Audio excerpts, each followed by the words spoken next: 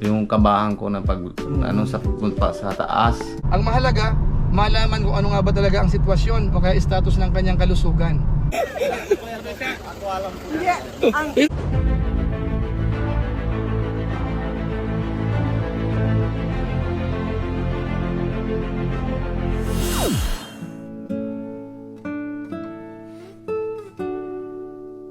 Ayun, what's up guys? Muli, welcome to my YouTube channel. Ito po si Kajulay, ang inyong katugang, ang inyong kalingap, na muli namang bumabati po sa inyo ng magandang araw, magandang tanghali, magandang gabi, saang panig po tayo ng mundo naroon.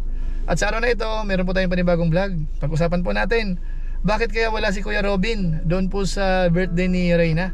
So alamin po natin, ano kaya yung dahilan mga katugang, mga kalingap. Pero bago po yon, konting paalala lang po si Kuya Julay. Baka sakaling meron pa po ditong hindi nakasubscribe sa ating YouTube channel, huwag natin kalimutan, paki-subscribe tapos paki-pindot po yung notification bell button para lagi po tayong updated sa aking mga video post. Maraming salamat po sa inyo. At huwag din po natin kalimutan sina Kuya Bal Santos Matubang, si Kalingap Rab, si Ate Edna Vlogs at saka po si Japper Sniper. Pakisama po sila. Maraming salamat po sa inyo. Ayun, lakad na po tayo mga katugang, mga kalingap, ano? So siyempre gaya ng dati, habang nasa biyahe, gawa po tayo ng maiksing vlog. At ito po ay reaction video patungkol po kay Kuya Robin. Alamin nga natin, ano nga ba ang nangyari? Bakit wala siya doon po sa birthday ni Reyna? Ganito po yung mga katugang, mga kalingap. Nung huli po nating napanood si Kuya Robin, magkakasama po yung K-Boys. Naligo po sila mga katugang, mga kalingap. At mukhang nagkaroon yata ng konting problema dahil parang ano siya, muntik malunod po mga katugang, mga kalingap, ano? So siguro po papanoorin po natin yon. Pero bago po yon, gusto ko po munang ipanood po sa inyo nung minsan na nagpunta po sila ni na Kuya Bal Santos Matubang sa Naga. Parang ano po siya, parang ninervyos po siya. Kasi nung naligo po sila, parang ganun din, kasi po muntik siyang malunod. Pero mas maganda po, panoorin po muna natin nung nandun siya sa Naga, kung paano po sa kinabahan. Eto po yon. Natakot si Ron, natakot si anak. Ha? Natakot ka? Ay. Niloloko ka na yun, kuya. Relax lang, relax. Natakot, don't worry. Sige, okay na. The immigration is all right. Okay na. Okay na. Ang totoo, sinundan ka ng ano, Sinundan nga ako ng mama. at saka alam mo ba, kunwari lang yun, kung sino ko sa kanya, malay mo, parang gusto lang makita ko ay kasama mo si Robin. Oo. Malay mo ba? Natakot po si Indiano, mga kalingap. So ayan po, napanood po natin. So talagang halata namang kinabahan talaga si Kuya Robin dun sa pangyayari na yon. So napapansin po natin dito, baka merong nervyos si Kuya Robin. Parang madali po siyang kabahan. Ngayon, puntahan po natin yung sinasabi ko na naligo po sila sa ilog, na muntik malunod po. Ito naman po yon. Lola, Kuya Robin. Huwag mo ibaba ang paa. Huwag mababa ng paa. Huwag mababa ng paa. Yan. Come on. Kinabahan ako sa Kuya Robin.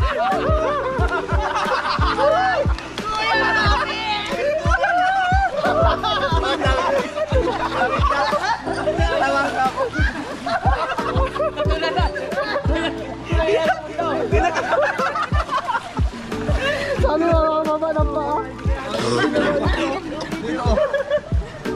Isip ka yung revenue niya, di pa niya nakukuha. Ano ito, pagkakawalang pinakatayo ka na daw kasi nag-ganto pa. Oo, huwag mo ibababa yung paa mo. Matamang naman yung tali doon. Matamang yung tali. Hindi ma! Wala ko yung ba? Nakita siya eh. Hindi siya nakaalis. Kaya siya nakaalis doon. Nakatayo siya. Na ano eh. Kinabahan ka masyado. Ayun ang pag-iba ng naman ko eh. Hindi. Pag-aralan mo muna floating lang. Floating lang. Pag nalalim na lang pag ano. Title ka, Kuya Robin, muntik na malunod. Para pag ano, dito ganito pa.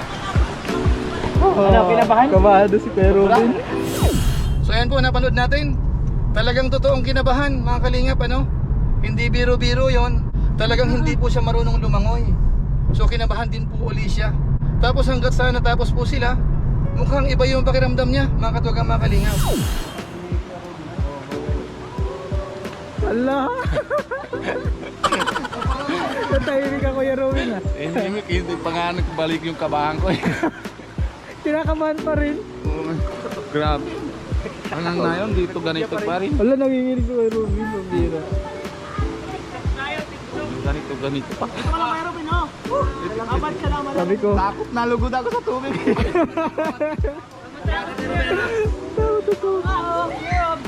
mag-practice ka sa mababaw Kuya Robin kapag kaya mo na mag-floating.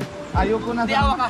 Pag kaya mo na mag-floating, pwede ka na sa malalim. Hindi, ayoko talaga. Ayoko talaga. So ayun po mga kababayan, yun po yung nangyari kay Kuya Robin. At sa inyong kaalaman, mukhang nagkasakit po siya. Dahil kinabukasan, o kaya ng mga sumunod na araw, pinasyalan po yan ni Kalingap Alvin. At napag-alaman na talagang may sakit po siya. Ilang araw na, at masama yung pakiramdam. Ito po, panoorin po natin. Punta po ako ngayon kay Kuya Robin. May sakit po si Kuya Robin, hindi siya nakasama sa misyon. At dahil po ata dun sa sobra siyang kinabahan nung muntik siyang malunod, kaya po nagkalagnat po si Kuya Robin. Kuya Robin! Ala! Kaya, Kumusta ang pakiramdam Kuya Robin? okay lang medyo. Kaso lang, parang sobra ng kabahan. Parang wala yung ko, parang hindi ako pursa sa katawan ko. Nahilot ako kanina. Pahilot ka. Para tanggal yung ko. May dala akong prutas sa'yo Kuya Robin. Madami yan oh.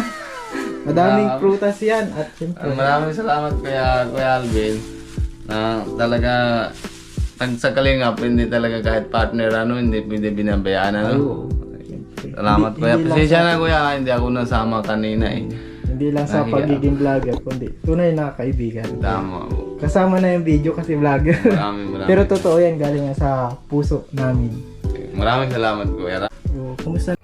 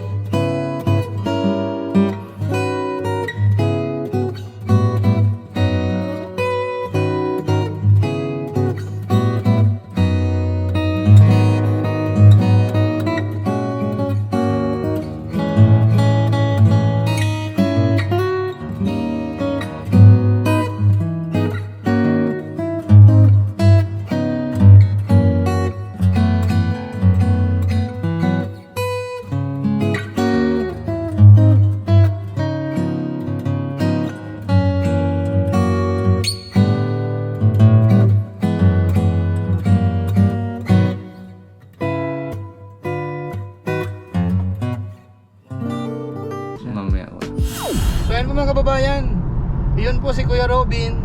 Talagang masama yung pakiramdam.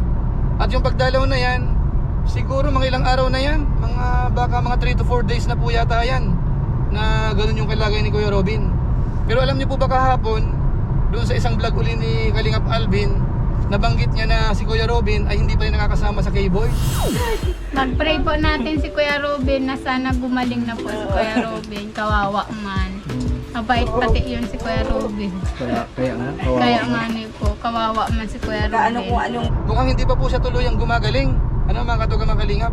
O kaya naman baka nagpapahinga lang. Dahil dun sa vlog ni Kalinga Prab kanina, napanood natin, mukhang okay naman na si Kuya Robin. Pero ang gusto po nating i-point dito mga katugang mga kalingap, hindi ho kaya si Kuya Robin ay parang merong nervyos ano, na kung saan ay dapat ipa-check up din po. Dahil 2 beses na po nangyari. Nung nagpunta sa Naga, kakaiba po yung reaksyon niya talaga. Talagang sobra yung nervyos niya talaga. Tapos nung muntik malunod naman, ganun din. So parang nakakatakot po mga katugang mga kalingap. So siguro may advice po natin siguro sa kanya, mas maganda magpa-check up po siya. Baka sakaling meron siyang nararamdaman o kaya parang nervyos, na meron naman pong gamot sa mga ganyan. Huwag na lang siyang mahiya kung sakasakaling ano, kasi mamaya sabihin ng ibang mga viewers natin, nervyoso si Kuya Robin. Hindi naman po sa ganun yun. Ang mahalaga, malaman kung ano nga ba talaga ang sitwasyon o kaya status ng kanyang kalusugan. Di ba po mga katugang mga kalingap? So siguro po, aabangan po natin yan sa mga susunod na vlog siguro nila, kung ano na nga ba talaga ang totoong status ni Kuya Robin. Naka-recover na nga ba siya? O kaya yung ganung nararamdaman ay parang normal lang sa kanya? So yan po mga katugang mga kalingap. So siguro pansamantala, yun lang po muna ang ating vlog sa ngayon ano. Umaasa tayo na sa susunod na birthday celebration po ni Reyna, dahil nga po magkakaroon ng part 2, sana makasama na po si Kuya Robin. Dahil masaya po yun, nung nakaraang birthday ni Reyna, yung K-Boys nandoon po, so masaya po sila. Kaso nga lang po hindi natin napansin si Kuya Robin doon. So umaasa tayo na sa susunod, sana makasama na po siya. So sa pamamagitan po niyan, pansamantala magpapaalam po muna tayo. Pero gaya ng dati, meron lang po muna tayong isa shout out.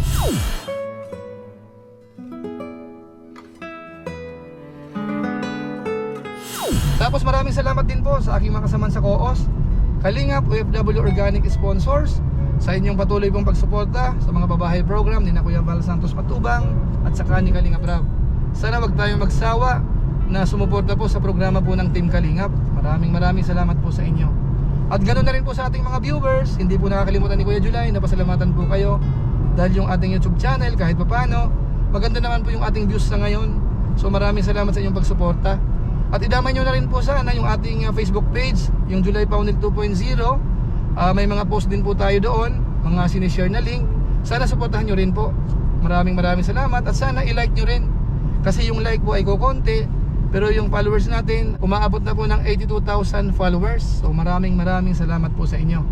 So muli, ito po si Kuya July ang inyong katugang na pansamantala nagpapaalam po muna. Kita-kita na lang tayo sa mga susunod ko pang vlog. Maraming salamat sa inyong walang sawang pagsuporta po sa ating YouTube channel. Pagpalain naman kayo ng Diyos. Mabuhay tayong lahat. God bless. Bye-bye.